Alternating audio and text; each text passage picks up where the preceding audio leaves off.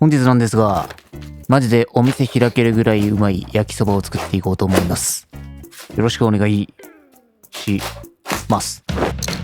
今日の飯はイカ焼きそば大盛り。イカの旨味を極限まで引き出した極上の焦がし肝醤油ソースをたっぷり絡めたら、マジで人生で一番うまいイカ焼きそばができちゃいました。我々人類はイカの持つポテンシャルをもう一度見直す時が来たのかもしれない。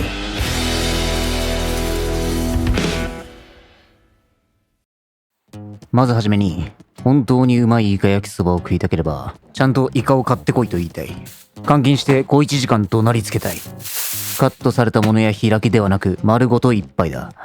生のイカを丸々使うことで、新鮮プリプリな身だけではなく、極上のソースも作ることができる。詳しくは後ほど説明するが、この動画を最後まで見ればきっと納得してもらえることだろう。ちなみにイカの選び方だが、茶色いやつが新鮮で、時間が経つにつれて白くなる。できるだけ茶色いのを買うといい。ちなみに今回の物は肉のハナマサで調達してきた。そして今、ハナマサの隣に引っ越しを検討してるんだ。というわけで、今日使う物は、こいつらだ。イカ1杯につき麺2袋ぐらいがちょうどいい。というわけで今日は2人前になりますが、マジうますぎるんで、男の子ならペロリと一皿いけちゃうと思うぜ。そしたらまずは野菜から刻んでいく。キャベツ 100g 程度を一口大にカット。今日は包丁を使ってますが、手でちぎった方が断面がギザギザになり、味が乗りやすい。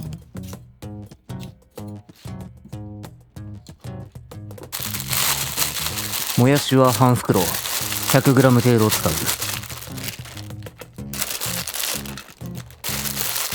そしてニンニクの皮を剥く。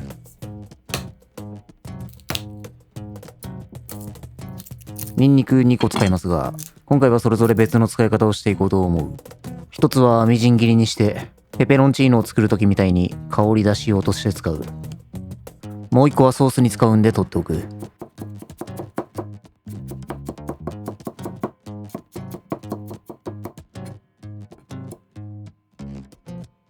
野菜を刻んだらイカをさばいていく。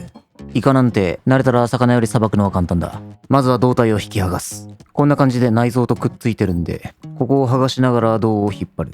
うまくやれば綺麗に腹ワタを引きずり出せるが、中に内臓が残っても後で洗い流せば大丈夫だ。で、この肝の部分に墨袋がくっついている。これが破れると非常にうざいことになるんで、破れないように優しく引き剥がしておく。この部分はイカスミパスタやリゾットに使うといい。肝以外の内臓は切り落として捨てていい。そしたら肝の部分を切り落とす。目のちょっと上ぐらいからザクッと。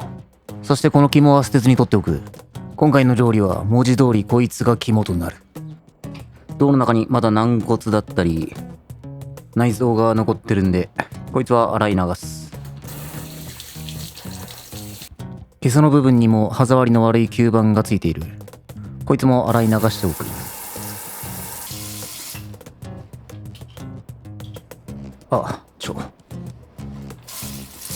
ちょっとタイムよろしいか。マジこのグラサンやばすぎんだろ。すいません、お客様の中にメガネ屋さんいませんか？共に手を取り合い、竹島オリジナルグラサンを作りませんか？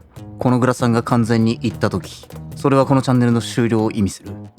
連絡待ってます。気を取り直してイカの目玉と硬いくちばしを取り除く。切れ込みを入れて内側からひっくり返すようにやると取りやすい。目ん玉をくり抜きにくい場合は周辺に切り込みを入れ無理やり引っ張り出していい。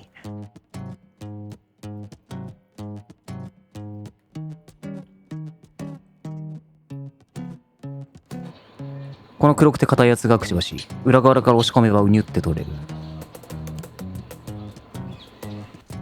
ゲソの部分はだいたい長さを切り揃え、一口サイズにカットしておく。まあイカはほとんどの部位が食えるんで、さばくのも難しく考えず、手で触って明らかに硬い部分があれば取り除き、あとは適当に切り刻んでおけばなんとかなる。恐れるでない。前にどっかでより詳しいイカのさばき方の動画があるんで、合わせてそっちも見ておくといいでしょうね。胴体は適当に輪切り。刺身を作る際は皮を剥くが、炒める場合はそのまま切っちゃって大丈夫だ。耳の部分もなんとなく同じ大きさに。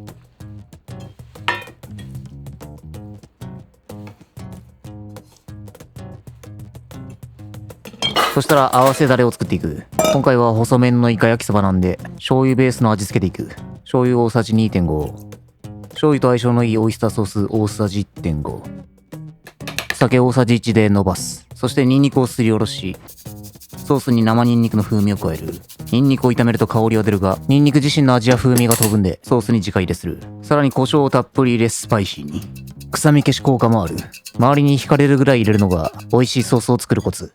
そしてここで使うのが、さっき取っといたイカの肝。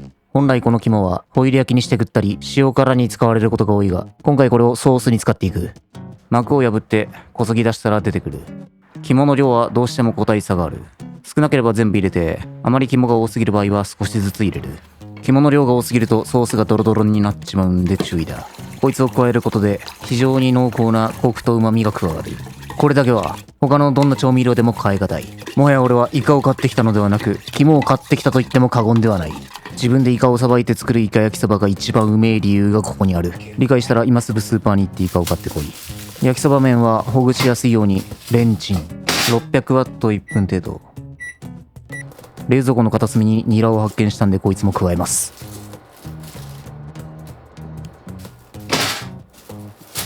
よし、仕込みは以上だ。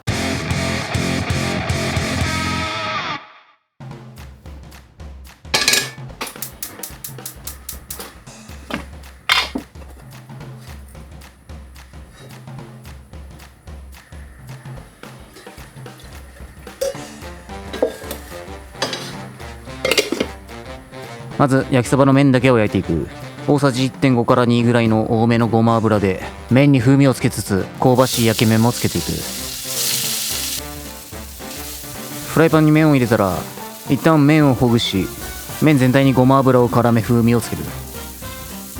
麺がほぐれたらフライパンいっぱいに広げ、強めの中火ぐらいで片面1分半程度焼いていく。焼き目をつけるときは無駄に動かさずただ待つのみ。小麦の焼ける香ばしい匂いが漂い、端っこのが少し焦げてきたらひっくり返して反対面も焼く。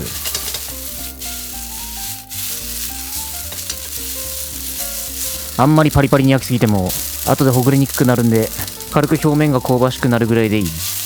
こうすると麺に香ばしい香りがつき、食感もカリもちっとうまくなる。いい感じに焼き目がついたら麺は別皿に取り分けておく。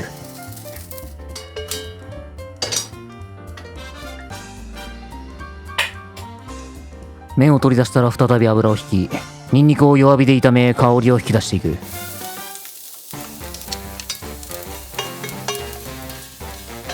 ニンニクの香りがある程度立ったらイカちゃんを投入。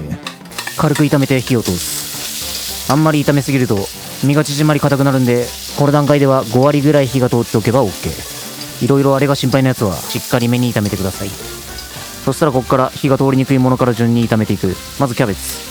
全体を絡めたらややキャベツがしんなりするまで炒める。すべての食材に適切な火入れをしたいんで、食材は一気に入れない。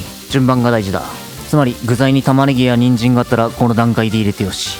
キャベツがややしんなりしてきたら先ほどの麺を投入。軽く混ぜ合わせる。そしたらフライパンにスペースを空けてソースを鍋肌から投入。ちょっと味濃いめに作ってあるんで、薄味が好きな人はソースの分量をお好みで減らすといい。そして鍋肌でソースを少し煮詰め、香ばしい焦がし醤油の香りが立ってきたらここで一気に混ぜ合わせる。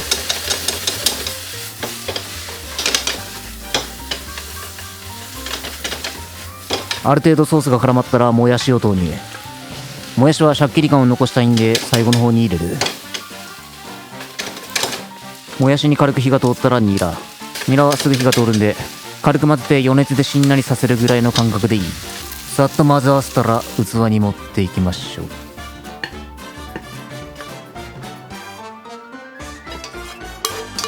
完成だ。肝醤油のイカ焼きそば。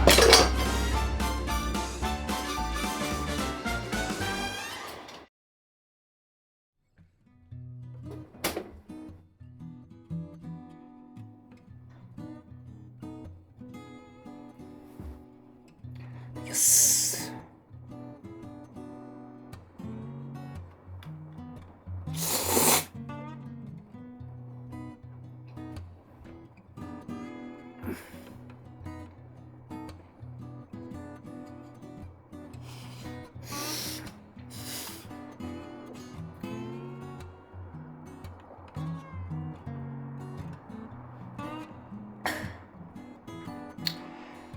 うめっ。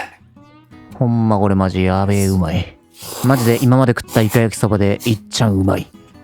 とにもかくにもこのソースが最強。最強最強。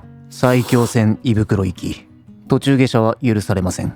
醤油とオイスターの間違いない組み合わせ。そこに食欲をそそるニンニクの風味と、なんといってもこのイカの肝。こいつが半端じゃない旨味とコクを持っている。そして焦がし醤油の香ばしさ。気が狂ったように入れた黒胡椒が、いい感じのスパイシーさをもたらすとともに、肝の癖を和らげている。生から炒めたイカちゃんはプリプリ。しんなり味が乗ったキャベツとシャキシャキのもやし。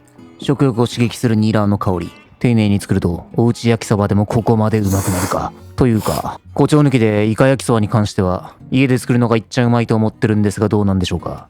そしてこの焼きそばのポイントは、めちゃくちゃ酒に合う大人の味。肝のほろ苦さがいい仕事をしている。まさに大人の焼きそば。おっさんの焼きそば。2人前であろうがあまりに余裕すぎる完食。男の子なら軽くイカの1本ぐらいさばけると思ってるんじゃないか。嘘です。